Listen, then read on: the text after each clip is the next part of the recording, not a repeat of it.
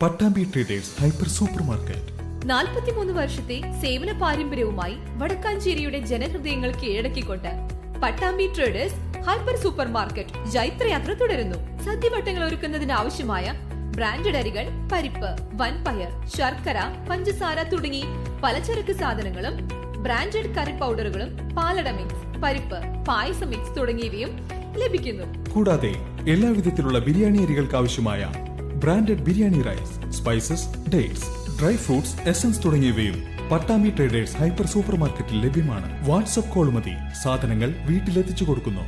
Contact 9238551902 9496348212.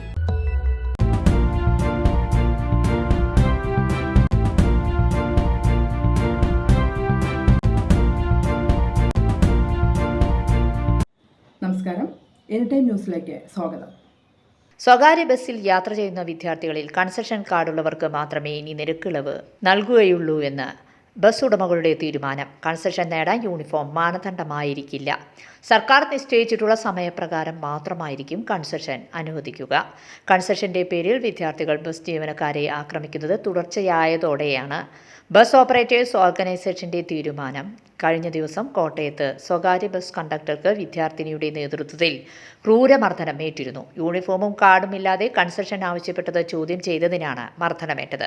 പെൺകുട്ടി ബസ്സിൽ നിന്ന് ഇറങ്ങിയ ശേഷം സഹോദരനെയും സുഹൃത്തുക്കളെയും വിളിച്ചുകൊണ്ടുവന്ന് മർദ്ദിച്ചെന്നാണ് കണ്ടക്ടർ പറഞ്ഞത്.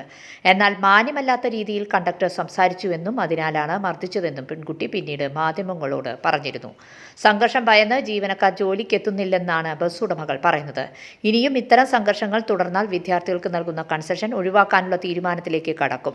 ഇക്കാര്യം ഉടൻ സർക്കാർ, മോട്ടോർ വാഹന വകുപ്പ് എന്നിവരെ അറിയിക്കുമെന്നും ബസ് ഓർഗനൈസേഷൻ ഭാരവാഹികൾ അറിയിച്ചു. News desk anytime news.